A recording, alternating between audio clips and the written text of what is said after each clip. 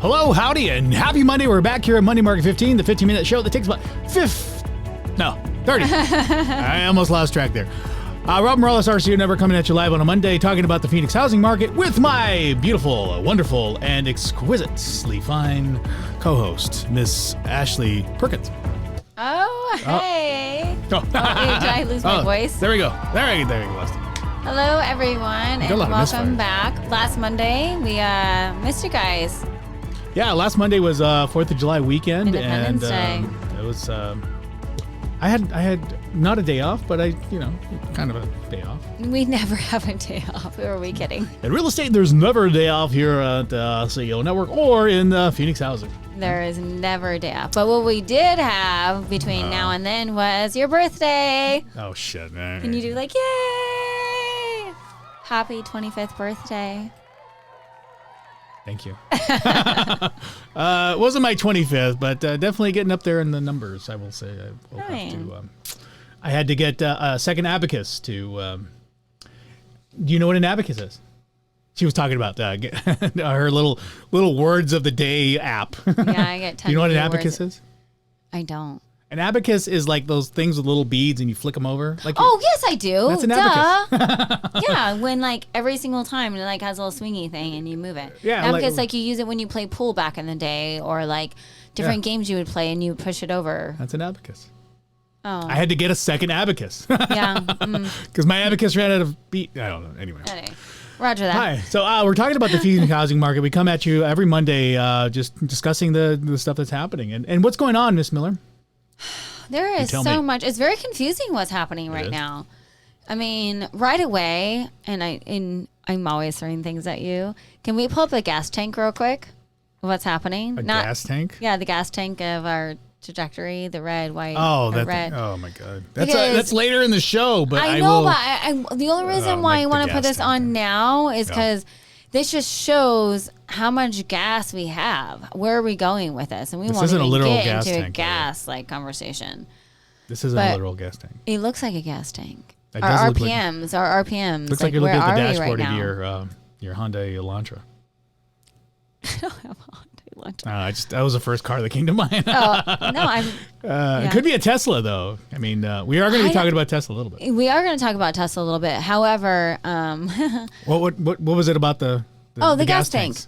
So this is interesting because where is our trajectory with our gas? Like, how do we look at this? Where's our fuel at? Well, the fuel is a supply, I suppose, and we still got some gas running. You know, we're increasing our gas amount. But we're not driving. The demand index is not. We're not getting in the car and driving around. So our fuel is increasing, but our car utilization isn't. It's still a seller's market. I'm trying to connect her analogy with the gas tank. Well, the demand is still high. Yeah. Well, it's red. Yeah. Red means no bueno. the demand for sellers, the sellers are still wanting to sell. The demand to purchase is running a little low. For sure. So right now, as you look at the demand index, we've been watching this every week, and we bring this to you every week. And demand has been diminishing. We talked about once we get into the yellow area, demand in this index really reflects that people aren't buying or buying less, or for whatever circumstances, they're not in demand anymore. That could be seasonality. I mean, we're in the middle of the summer, and the best times to buy, I would argue, best times to buy are going to be in July. No, that's not me. July and November, December. So those times of year, and you can kind of speculate that people are on vacation in July, going out, doing whatever they need to.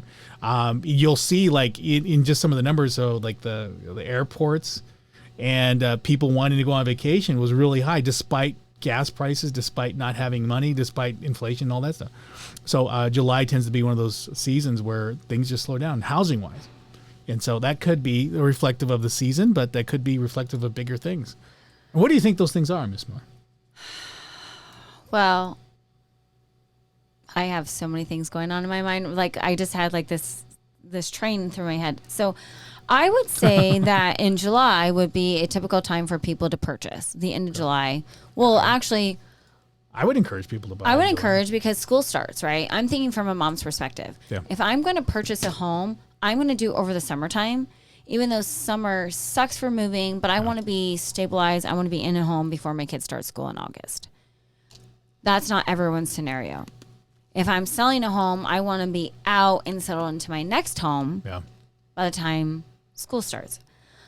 Some schools start in July, the end of July, right? Usually it's the first, second, or third week of August. They don't even give kids a break anymore. Oh, they get a break. Oh, really? We don't get the break. Oh, the parents don't get the break. No, they definitely get a break. But I'm curious on that. Yeah. But I do know with like the snowbirds are gone. It's hot. People are leaving. This is not their main focus. Nobody wants to move in the midst of the summer. So are we facing this with the amount of homes we have in the market increasing because people are traveling and kind of like decompressing? Or is this truly the trajectory of our future market? It's reflective of, I think, a number of different things. People are spending less money. They're anticipating some changes in the market, not only housing, but in their own personal finances. I mean, there's really no one point to really articulate, say, hey, this is it. This is why we're increasing our supply. This is why we have less demand. I think it's just, pretty aggregate across the board that people are in one capacity suffering, not making as much money. House prices are still stable. I mean, stable in the point where not a lot of them are coming down, or when they are coming down, it's because they were listed at an exaggerated price. Right. No, I agree. And I'm so glad you pinpointed that the houses are going down, not because the value is decreasing. It's because they were inflated from the beginning. Well, yeah. And you can see, like, I'm going to bring another chart here. So Redfin, if you go to the Redfin overview, the national stats are, the median sale price is continuing to increase. It's not increasing like it was before. In Arizona, I think we're starting to see a little bit of more price cuts, but the median sales price nationally is increasing, which is crazy. It's positive 15% year over year in May. It's not showing me the stats for June. They should be coming in relatively closely, but you can kind of see they're kind of peaking there. Well, and I also think that interest rates are deferring people as well, because if you got approved, let's say 2 months ago, where the rates were 2 months ago versus where the rates are now, there's a significant increase. So 2 months ago, if you were approved for the average price of $450,000, your payment may have been, let's call it $2,000, and then add 2% onto that. Now your payment is probably $2,800-ish. It's if I could guesstimate. That's a big chunk of money. So is that causing people to not want to purchase anymore? Because I think we're on this scale of we really, there's no way to freaking figure this out. Yeah, I mean, I will say that looking at current rates right now, and I just took them down. So looking at current rates, if I were to buy my house that I just bought in October at the current rates today, my mortgage payment is $2,300 with HOA. Does this show what the payment is? No. You didn't plan this. No, but I think if you scroll down, it does. It does? Oh. Payment history, I guess. I don't know. No, it doesn't. Okay. But anyway, so if I were to buy my house today, my payment would roughly be about $2,900, which is vastly significant. I don't know if I could necessarily make that payment, and that's only because of interest rates. I mean, the values of the houses, and I keep up apprised on comps in my area, but roughly speaking, I've increased about $90,000 to $100,000 in value since I purchased.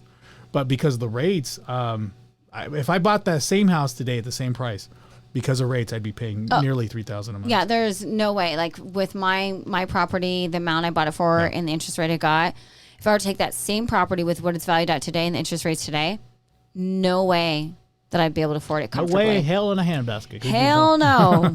There ain't no way I could afford that house. I had to throw in our accents. We have we have this thing. We have a redneck thing. We got this little bit of a thing.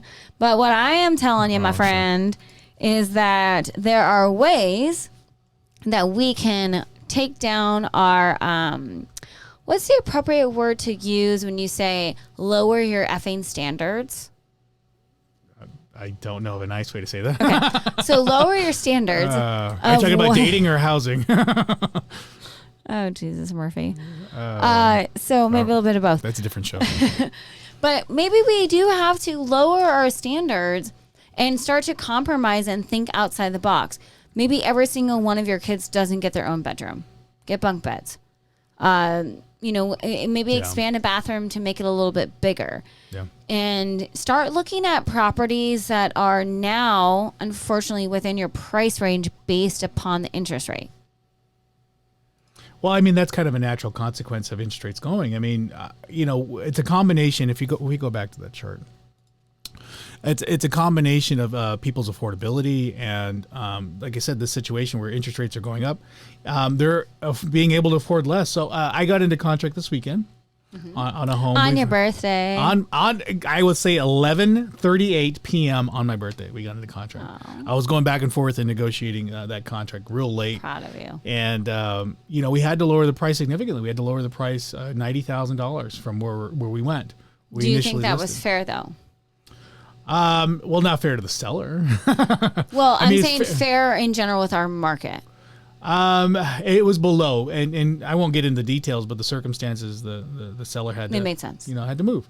And so we lowered the price we're currently on market at $470. I won't tell you the negotiated price that we talked about, but $470 from $560.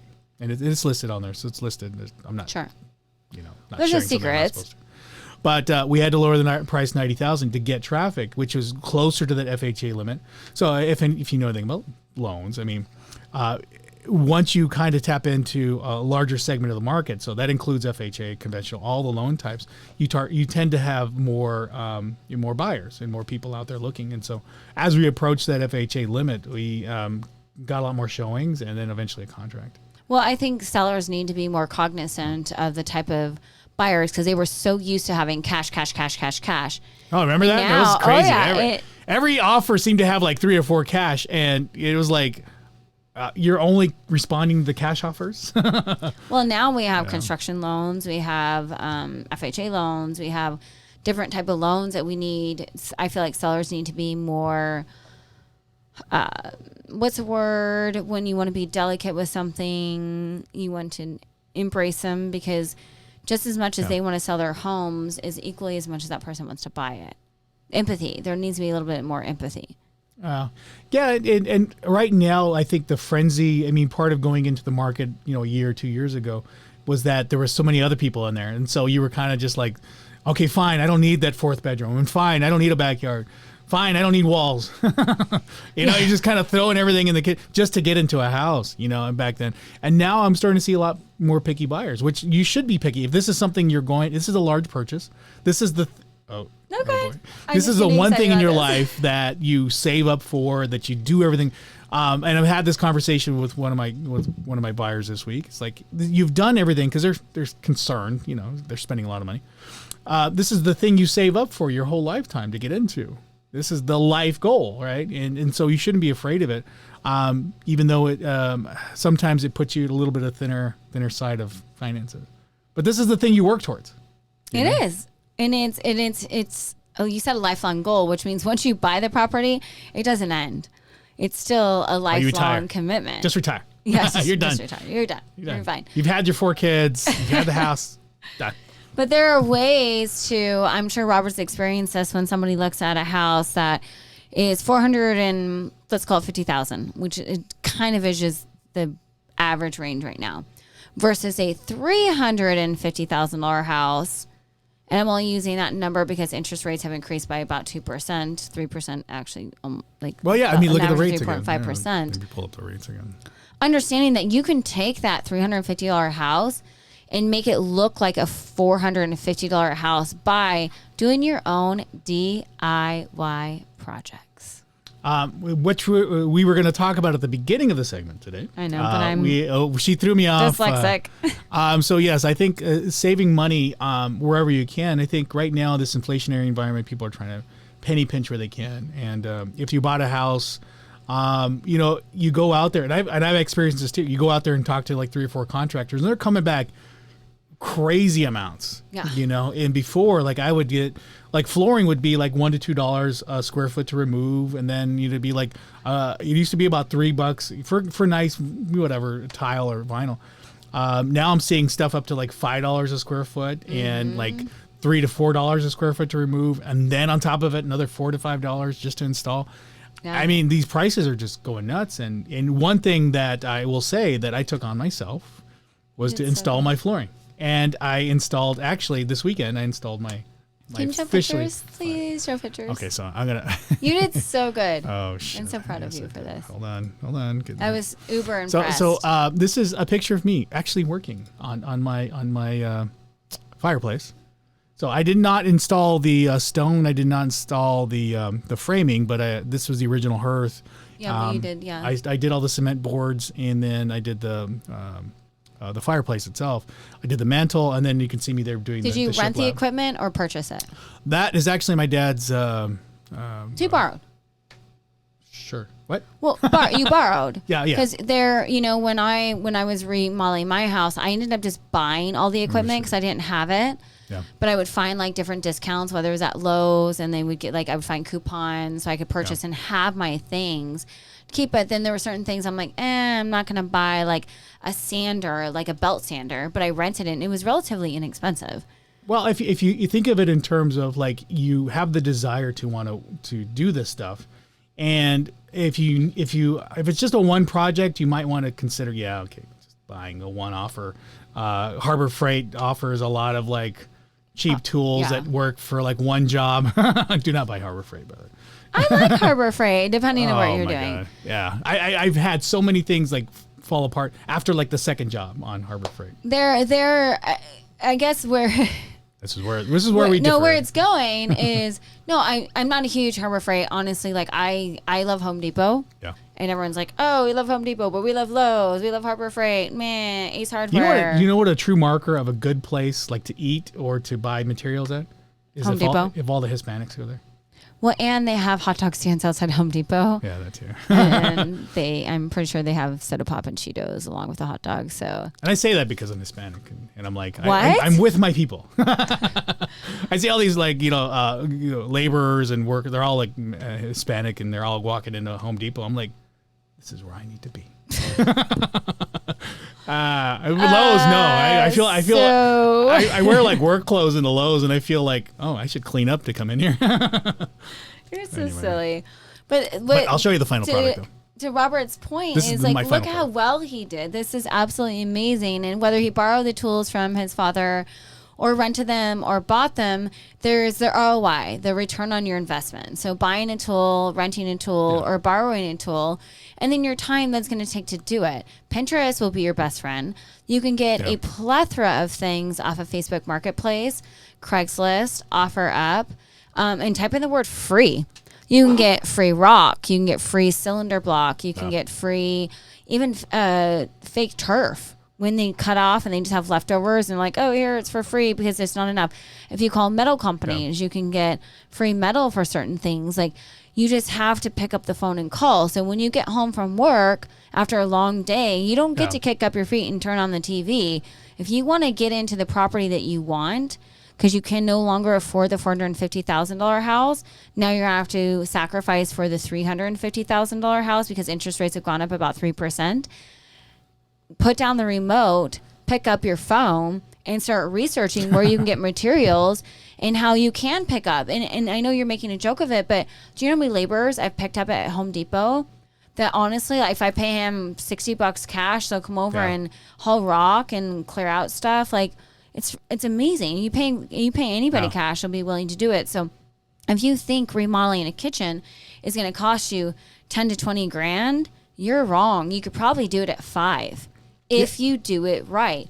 So as much time as you spend online on Facebook or Instagram or Twitter, blah, blah, blah, blah, blah, or TV watching your favorite series, enough. Like, we have to understand, we have to divide our time and compartmentalize it into spaces. If we really want something, we're capable of getting it. Instead of bitching about the market and the prices, you can still get what you want if you're willing to work for it.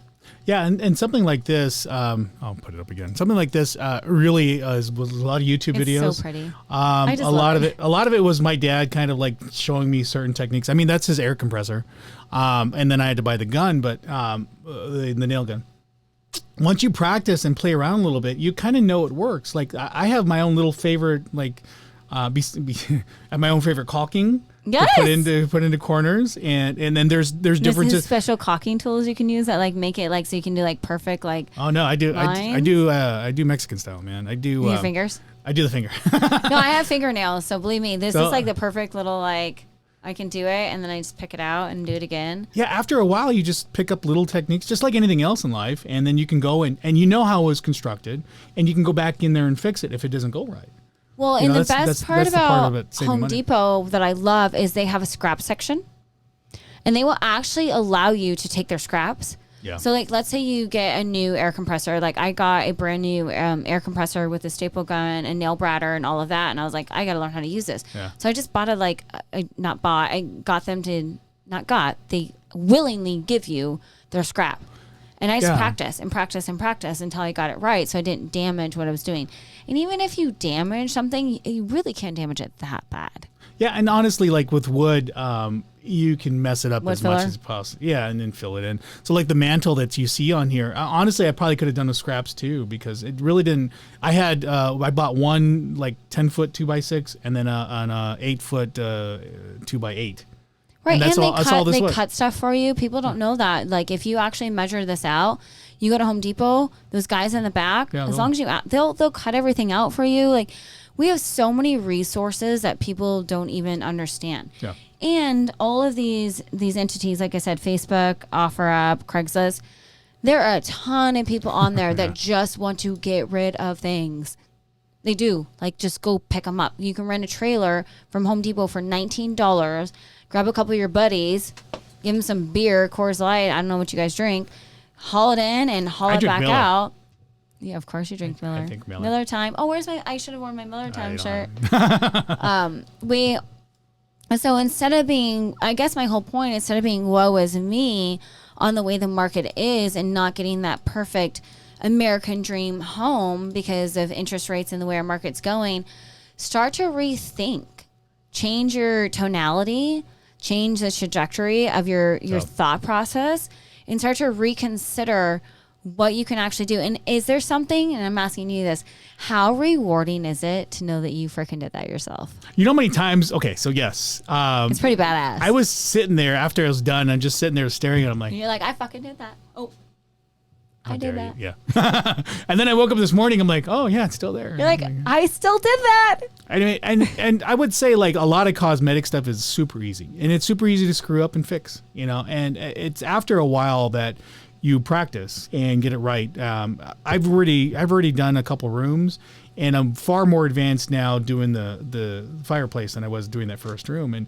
And you pick up different techniques in painting, different techniques on how to hide, like nail holes and stuff. There's so many things that you learn along the process. You just give yourself a chance. And a weekend, because that shit took all weekend to do. And you did your birthday weekend. My hands hurt and my knees are a little shaky, but.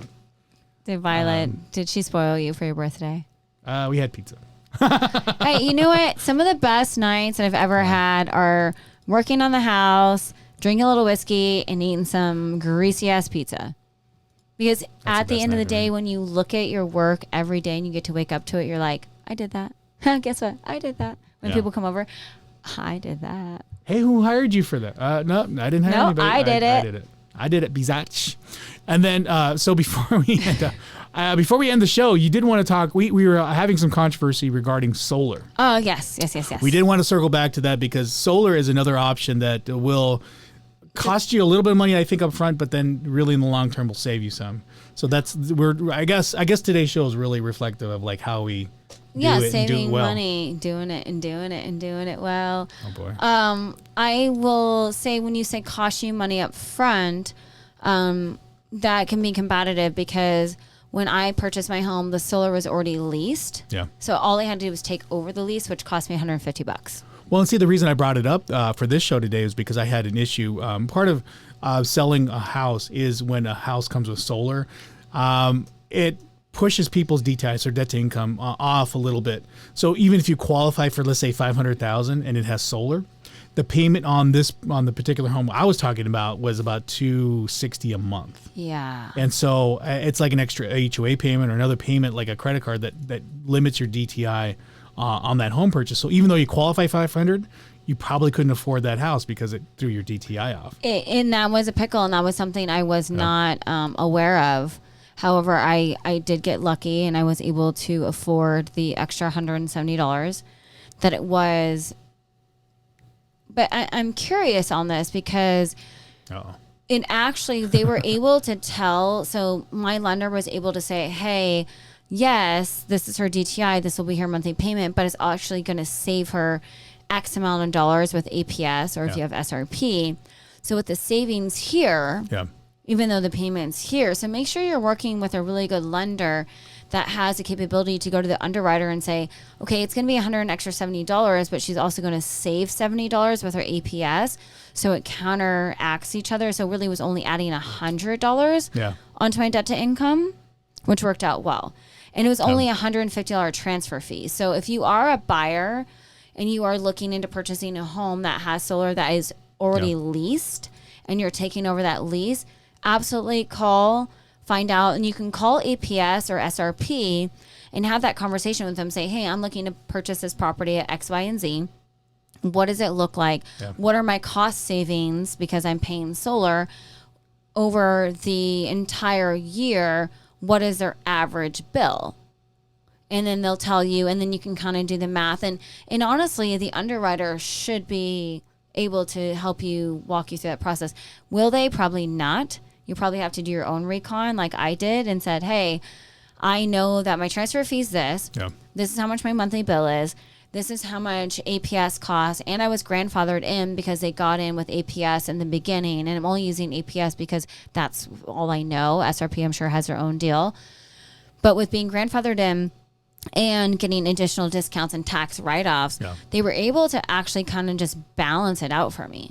So it really didn't actually go towards my debt to income ratio because at the end I was technically saving money. So it's working with a good lender to working with a good lender, working with an underwriter, and actually as a purchaser or consumer, pick up the phone and call. And I'm telling you, it's gruesome and it sucks, and it's a lot of hours on the phone of like going through X, Y, and Z because I didn't own the property yet. I didn't do this. I was just trying to do some recon and find out.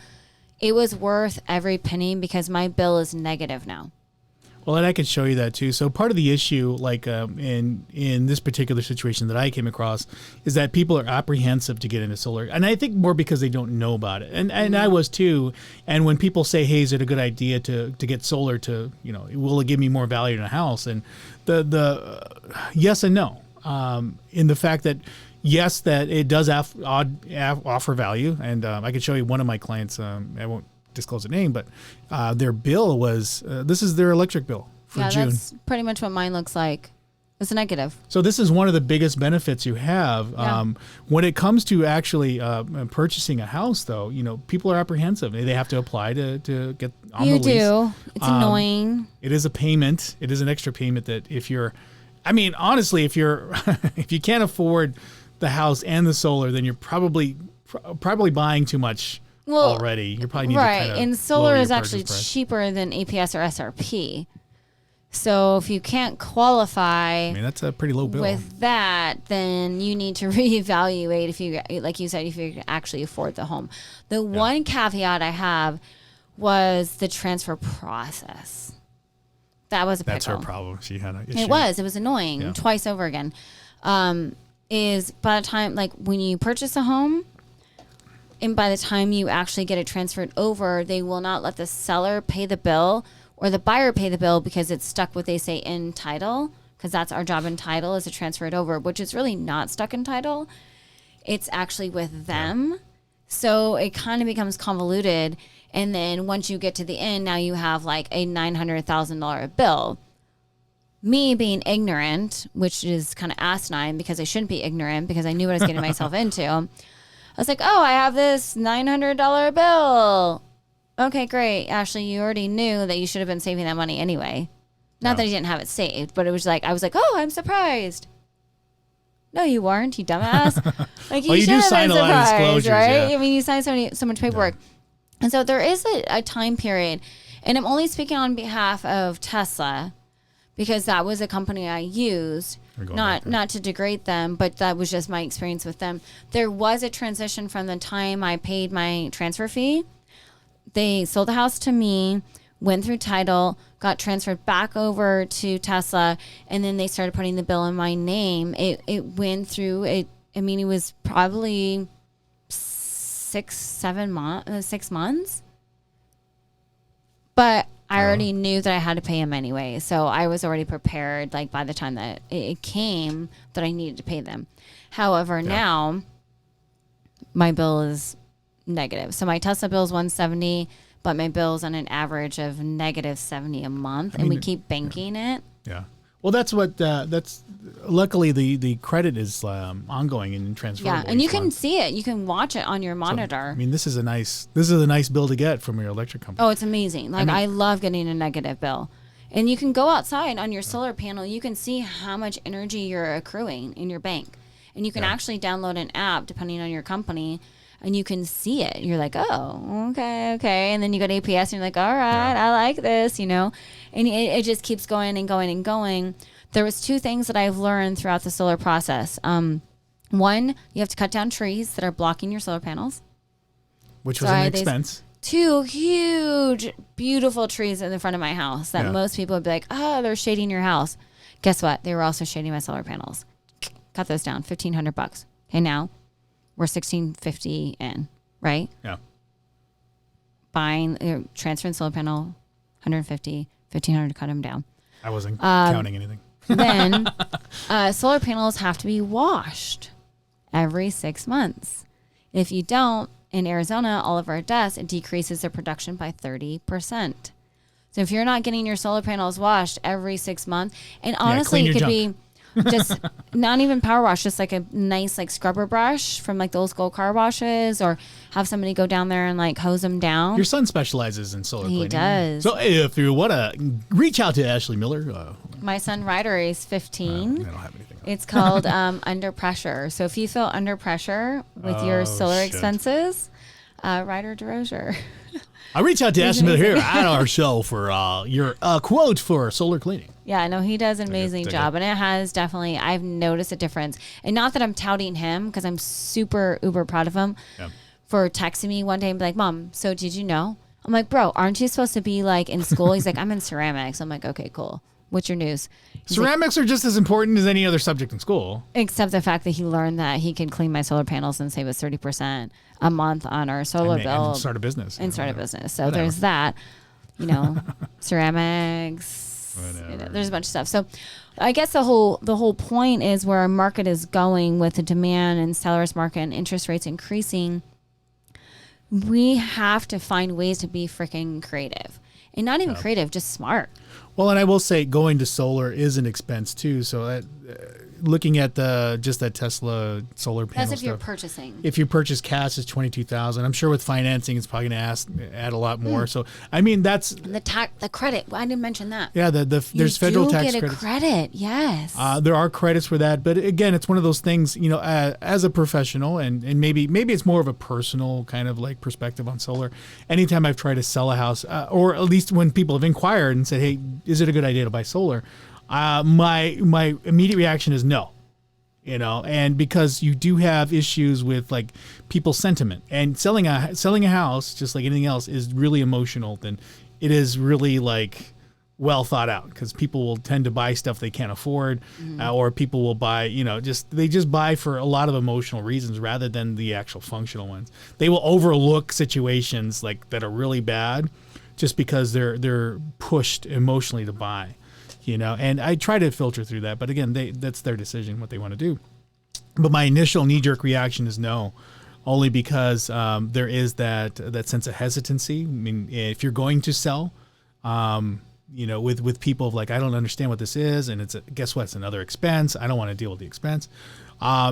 But on the other side of things, as I've gone through this process with my seller and going through this, I see that there's a lot of benefits to it. And I will say that, personally for me, not necessarily professional, that if you do get into solar, that it's one of those 7 to 10 year kind of cycles. You know what I mean? Because you make the payment down, just like the house, you make the payment down, the equity builds a little bit, and the true value of solar on a sale or on a purchase is really when it's paid off, not so much when it has a loan or a lease.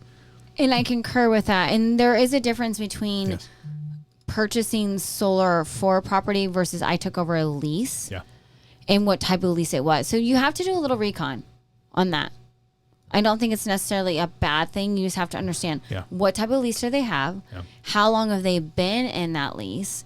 What type of agreement do they have with APS or SRP? Yeah. And what is their average bill per month? So as long as they take, a hot minute to actually do a little bit of research on it, I don't think it's a bad thing at all. I like cold minutes myself. I love it. Like I love my negative bill. I might still pay my $170 to Tesla every month, but I'm also getting 70. Like my bill is negative. So it just counteracts with each other. Yeah, if you're able to pay cash for solar, I would, on a sales side, I would recommend it. But, obviously you got to be more well-informed. And we've only scratched the surface here today. We need to have a solar specialist in. We need if you work in solar, please come in, reach out to Ashley Miller here at our Solar Network, or come back to us. We're at the end of the show, miss. We are. Look at that. Can't get enough. So catch us here every Monday talking about weird stuff like solar and cars. No, DIY. How to save money. Do it yourself. Pick up the phone. Buy some tools. Borrow them from your dad. I don't know. Or borrow Pick up some Mexicans from Home Depot. Hey, that's what I would do. And so until next week, we will see you all Monday. And we're out.